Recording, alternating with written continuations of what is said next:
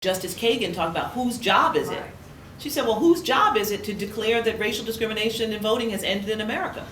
And that's when the lawyer was saying, well, it's your job. And she said, really? We have these new powers the Supreme Court can decide when racial discrimination, the other justices were also horrified. Right? There was nobody saying, yes, we do have that power. You know what I mean? So, because that's actually really the crux of the question. You may disagree with Congress, individual Supreme Court justice.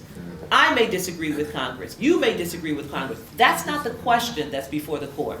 The only question is, did Congress do its job? Was the record that it developed reasonably supportive, rationally supportive of the action that it took, which was to reauthorize Section 5 and that coverage formula? And I'm not suggesting that anything can't happen. I'm just telling you it would be extraordinary. Ryan called it radical. Radical. The Voting Rights Act is not focused on partisan advantages, but it is focused on discrimination that's targeted at minority communities. And occasionally there is an overlay between party goals of voter suppression and racial discrimination. And the Voting Rights Act is there to protect minority voters, whomever may be practicing the discrimination. And historically, different parties have engaged in racial discrimination in the area of voting. The 15th Amendment prohibits states and the United States government from discriminating in voting on the basis of race and color. And the second provision gives Congress the power to enforce the provisions of the 15th Amendment with any legislation they deem necessary to do so. The Voting Rights Act is such legislation. We all know here in Selma why it was necessary. The question is it still necessary? Well, in 2006, the last time Congress was reauthorizing Section 5, they engaged in an exhaustive, nearly 1-year analysis of voting in the jurisdictions covered by Section 5, and they determined that it was necessary.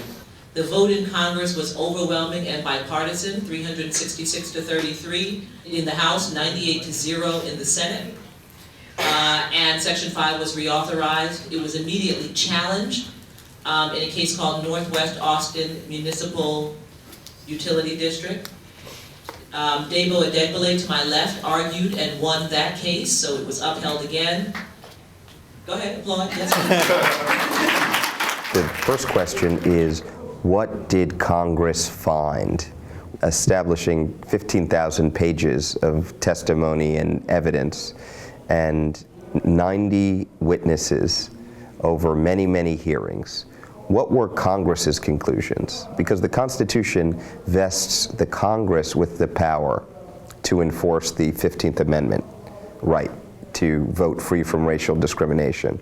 And it vests Congress with that power specifically because the states ignored constitutional rights for over 100 years, or nearly 100 years, until there was the Voting Rights Act. And then afterward, there was persisting discrimination from the states even after the Voting Rights Act was passed.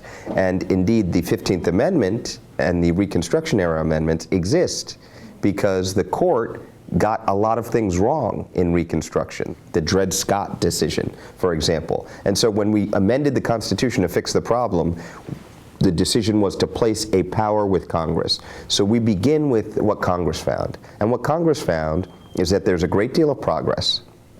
They put that right in the report and acknowledged it.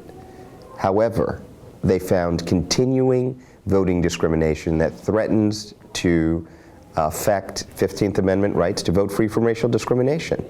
And so the Congress, the legislative body, was able to reconcile those two competing pieces of evidence. Progress on the one hand, and additional problems continuing forward. And the way they reconciled those two things was to say, in the face of the persisting problems, largely concentrating themselves in some parts of the country, that the remedy should continue to go forward. They continue to have the power to meet the challenges. Courts are not suited to make these types of decisions, and they owe deference to the legislative judgment.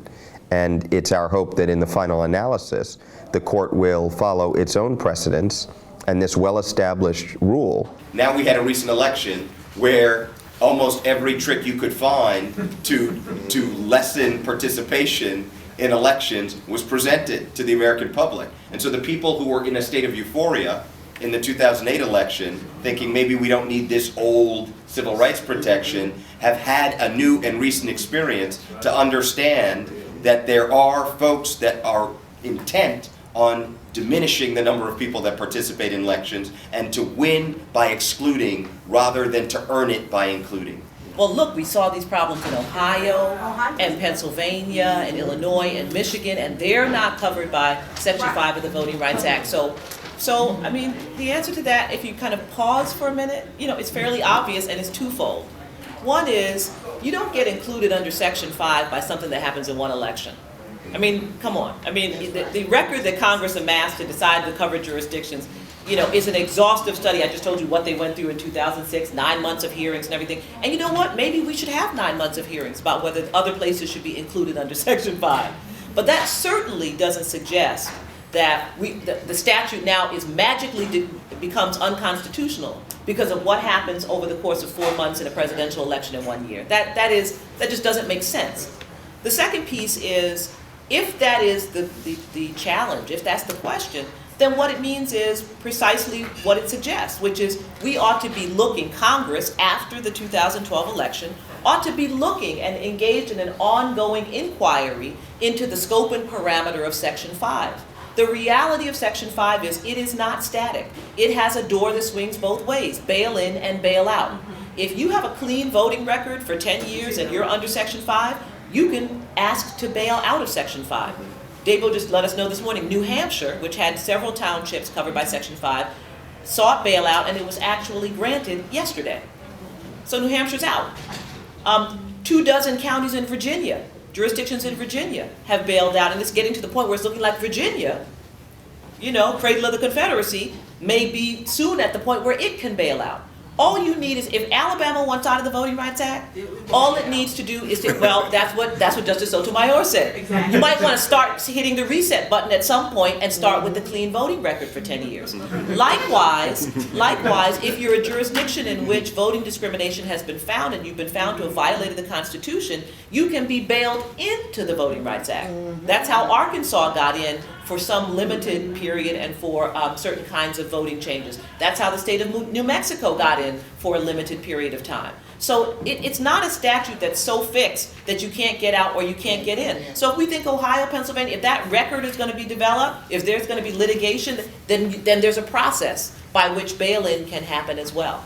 That does not require the Supreme Court declaring the whole statute unconstitutional and basically wiping out a year's worth of Congress's exhaustive study and engaging in a process that they're supposed to engage in to fulfill their obligation under the 15th Amendment to enforce the right to vote. It's disheartening to find out that so much energy is being invested in trying to win by blocking votes. There are two ways to win elections. You can win elections by mobilizing more people to support you, or by narrowing the electorate and blocking your adversaries' voters. And I think that every time it's better to try and mobilize more voters to support you than it is to block the other side's voters. But I think that blocking voters is sometimes more efficient, and it's often practiced. The historian Alexander Kesar wrote a book called The Right to Vote, and the subtitle is America's Contested History of Democracy, or something very close to that. And he had it exactly right, that the progress in democracy is not unidirectional. It's not an inevitable march forward. It's about ebbs and flows. It's about progress and retrenchment.